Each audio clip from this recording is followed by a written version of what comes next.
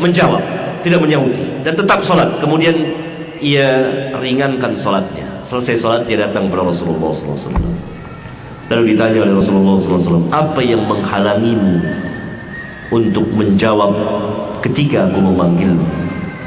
Jadi kenapa engkau tidak menjawab panggilanku?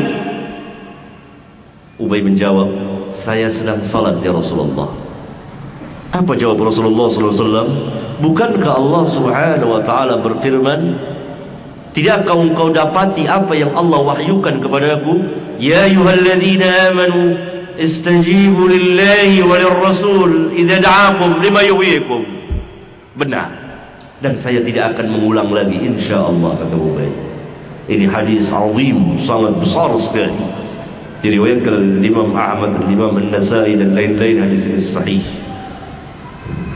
Kejadian yang kedua oleh seorang sahabat yang lain, Abu Sa'id bin Al-Mu'alla. Abu Sa'id bin Al-Mu'alla, bukan Abu Sa'id Al-Khudri. Sama kejadiannya seperti Ubay bin Ka'ab. Rasulullah SAW, kemudian dia tidak menyahuti atau menjawab panggilan Rasulullah SAW. Selesai salat, dia datang ke Rasulullah SAW, ditegur oleh Rasulullah SAW. Kenapa engkau tidak menjawab panggilan ketika aku panggil? Saya sedang salat. Kemudian Rasulullah SAW berdalil dengan ayat tadi.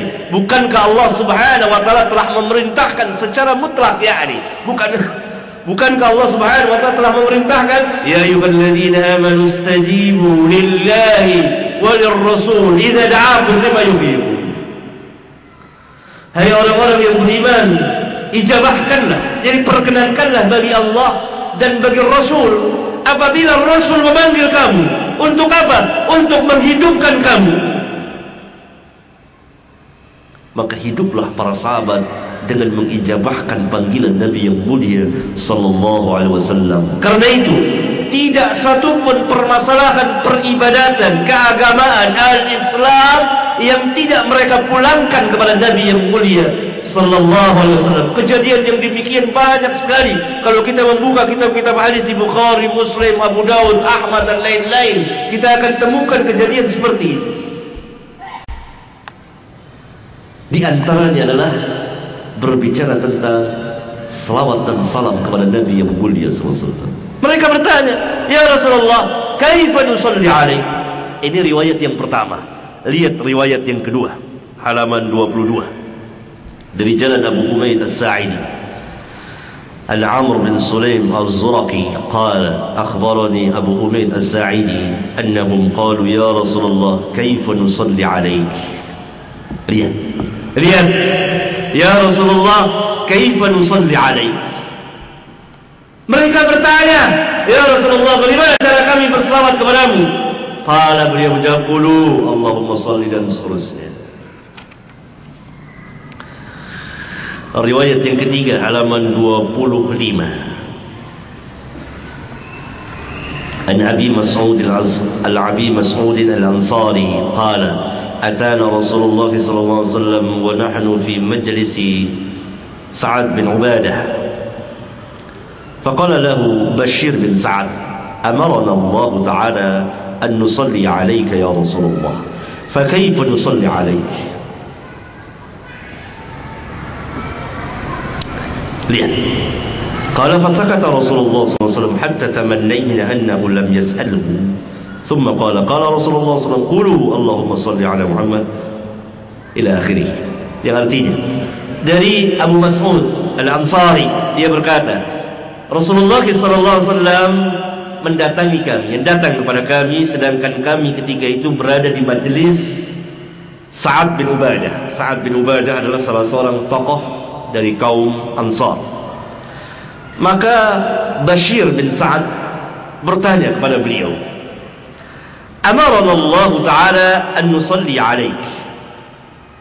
Allah Ta'ala telah memerintahkan kita untuk berselawat kepadamu ya Rasulullah, wahai Rasulullah. Fakaifa nusalli alaik? Maka bagaimana kami berselawat kepadamu? Bagaimana cara kami berselawat kepadamu? Lihat akhlak yang demikian tinggi. Para sahabat tidak mendahului Nabi yang mulia, beribadah kepada Allah, mendekatkan diri kepada Allah harus dengan perantara Nabi yang mulia, Nabi SAW yang menjelaskan kepada manusia bagaimana cara beribadah kepada Allah, bagaimana cara mendekatkan diri kepada Allah, dan seterusnya. Lihat manhaj cara beragamanya para sahabat ridwanullah alaihim jami'an.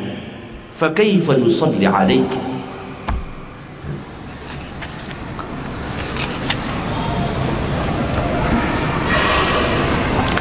Lihat riwayat yang keempat, halaman 29. Juga dari jalan Abu Mas'ud Uqbah bin Amr al-Ansari, jalan yang kedua, riwayat yang keempat. An Abi Mas'ud Uqbah bin Amr qala aqbala rajulun hatta jalasa bayna yaday Rasulillah sallallahu alaihi wasallam wa nahnu 'indahu faqala ya Rasulullah amma as-salamu 'alayka faqad 'arafnahu فكيف نصلي عليك إذا نحن صلينا في صلاتنا صلى الله عليه. Yang artinya dari Abu Mas'ud Uqbah bin Amr, ia berkata, datang seorang laki-laki sehingga dia duduk di hadapan Rasulullah SAW, dan ketika itu kami pun berada di sisi beliau. Maka laki-laki itu bertanya, ya Rasulullah, amma assalamu alayka faqad arafnahu. Ya Rasulullah, adapun mengucapkan salam kepadamu kami telah tahu, baik di dalam maupun di luar salat. Fa kaifa nusalli 'alaika idza nahnu sallayna fi salatina sallallahu alaihi. Maka bagaimana cara kami berselawat kepadamu ketika kami di dalam salat?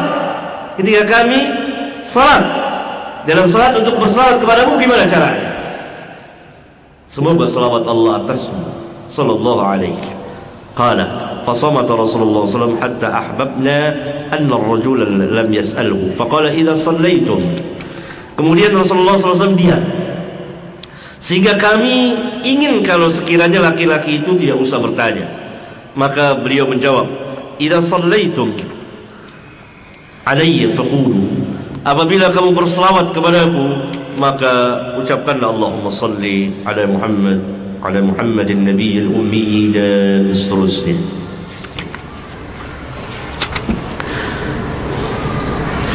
Riwayat yang kelima dari jalan An Abi Sa'id al-Khudri, halaman 35. Qala qulna ya Rasulullah hadha at-taslim fa kayfa nusalli alayk.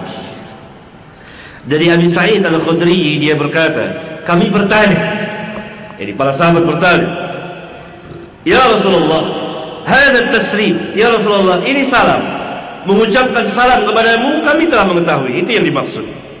Fa kaifa nusalli alaik, maka bagaimana cara kami berselawat kepadamu? Lihat, lagi-lagi kita temukan riwayat ini berulang-ulang kali, berulang-ulang, dari 8 sifat selawat yang saya jelaskan di sini. Para sahabat ridwanullah alaihim jami'an bertanya, kaifa nusalli alaik, bagaimana cara kami berselawat kepadamu?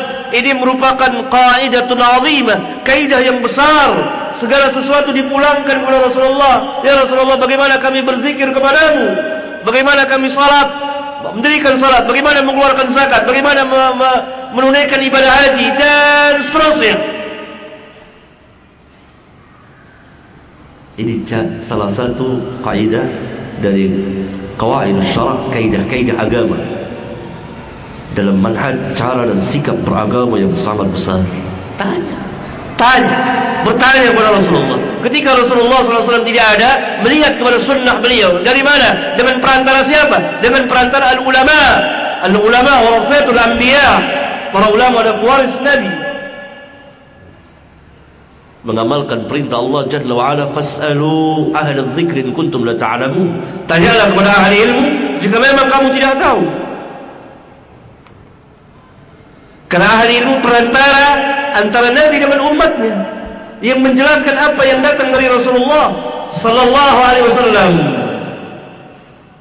Rasulullah sallallahu alaihi wasallam perantara antara Khaliq dengan makhluk, makhluk dengan Khaliq, bukan perantara dalam arti penyembahan peribadatan, bahwa kita beribadah kepada Allah jadi menyembah Rasulullah sallallahu alaihi wasallam, meminta kepada Allah dengan perantara Rasulullah sallallahu alaihi wasallam. Tidak, perantara tabligh dalam menyampaikan risalah Rabbul Alamin.